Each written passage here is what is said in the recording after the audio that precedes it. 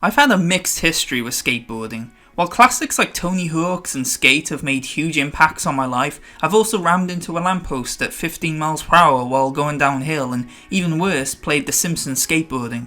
While I'd love to make Skate Should Return video essay 5060, I thought it'd be interesting to instead look at the history of skateboards in non-skateboarding games, which no one else in the history of the internet has apparently thought to do. Research for this video took fucking hours. The game that immediately comes to mind for me is Bully. At any time you can summon a skateboard from Jimmy's asshole by pressing L2 and R2, which you can use to ride around the open world. While on it you can press circle to ollie and...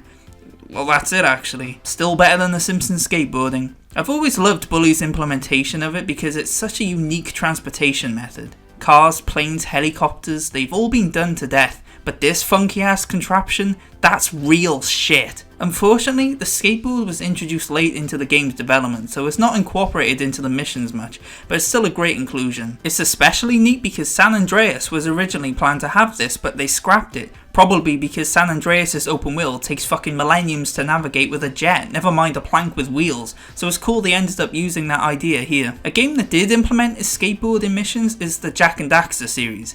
Well, the Jak series, because Naughty Dog got sick of Daxter's shit by the end of Precursor Legacy apparently. Jak 2 and 3 allow you to use a skateboard, well actually it's a hoverboard, at any time, and its implementation is fantastic. You can do front flips, 360s, grind, ollie, wow, an ollie, no way. And all this is actually incorporated into the missions. There's sections you can only get through by grinding pipes, ooh, did it just get hot in here? As well as challenges based on getting points in an allotted time. And fuck these missions, so many hours trying to get gold, holy fuck. Kingdom Hearts 2 features a similar implementation. Kingdom Hearts 2? What? I feel their thought process for this was, right, the whimsical fantasy crap has reeled in the nerds, now how do we attract those damn hoodlums? Oh. It's also amazing here. It's like Jak's implementation but on steroids, because you can use it to get around and do tricks, but there's even more tricks and the movement is even smoother. It also features minigames with it, such as... whoa, no way, a minigame where you can earn points by doing tricks? I don't know how a game about Goofy being the son of God, or whatever this fucking story is about, is one of gaming's best representations of skateboarding, but here we are.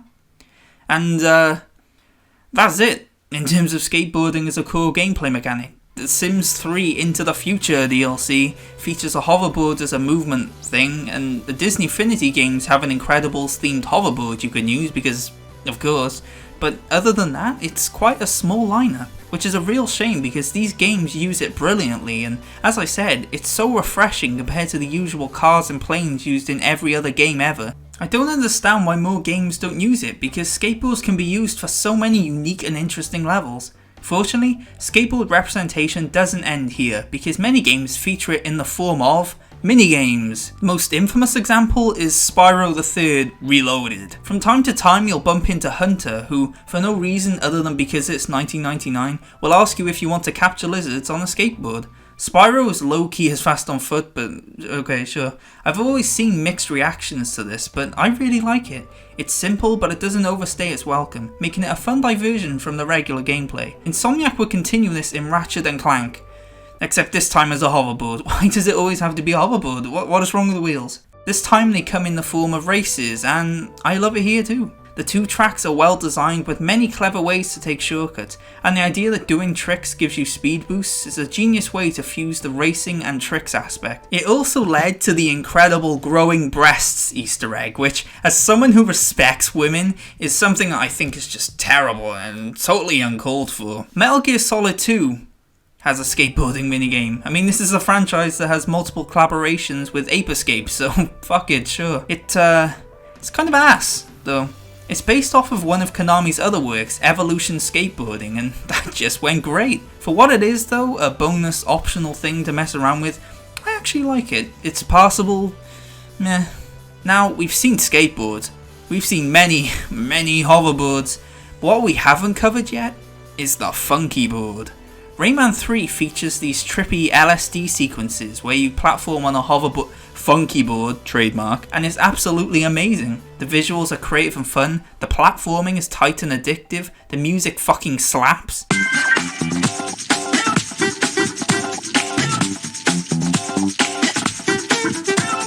I also remember finding it quite difficult as a kid, but every Let's Play I watch of this is completed with ease, so I think I was just a dumb kid. I also like it because it's so different to everything else here. Most of the others are doing tricks in open spaces or acting as forms of transportation, whereas these are linear sections focused on 3D platforming and giving me a stroke. Rayman 3 in general is one of the most creatively brilliant games I've ever played, and these sequences embody everything I love about it. There's a similar minigame in Danganronpa 2 called Logic Dive. This also features the player in a trippy area platforming to avoid death, like a parkour enthusiast on drugs in Detroit, I don't fucking know. But the big twist here is that at certain intervals, you have to pick a path based on a question. For example, it will ask a question about whether something exists, and you answer by going on the blue path or red path.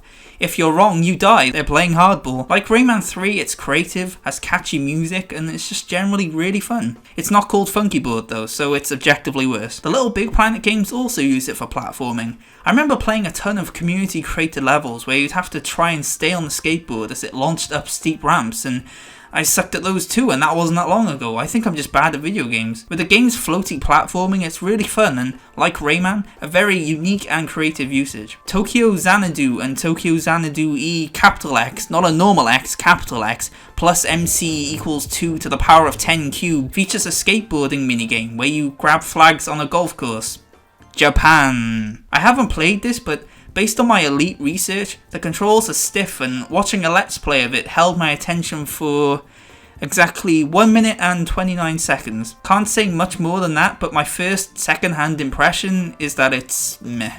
But don't worry, because Tokyo's representation of skateboarding will be salvaged later this year, courtesy of Mario and Sonic at the Olympic Games Tokyo 2020. So many words in this title! The game features a skateboarding minigame, and it entails Joshy on a skateboard. We all thought the genre peaked with Tony Hawk and Skate, but nope. Lastly, there's a few games that use a skateboard as a weapon. The Simpsons has had a million games over the years, and as a part of these has featured Bart using a skateboard. The game I remember most fondly in this regard is the Simpsons arcade game, which is a fighting game that allows you to move and beat up people with a skateboard if you play as Boy Lisa. It's a short but fun experience, just like... The other game is PlayStation All-Stars Battle Royale. While Parappa the Rapper is shown with a skateboard in his games, his All-Stars appearance features his most prominent usage of it. You can not only beat up people with it, but it's also one of Parappa's special moves. Activating it allows you to skate around the stage and kill people on impact. Just the image I associate with Parappa the Rapper. It's a lot of fun and... well, look, Smash Bros doesn't feature killing people with a skateboard, so I'm not saying All Stars is objectively better because of this, but yeah, it is, yeah. Overall, skateboards and video games have gone together perfectly. For every The Simpsons skateboarding, I really fucking hate that game. There's Rayman tripping balls and Anime Boy doing smooth as heck heel flips. On a fundamental level though, skateboards are a fantastic and fresh form of in-game movement, and it baffles me more games haven't utilised this sexy piece of tree. Skateboarding Yoshi is out soon though guys, so this feature has a very bright future.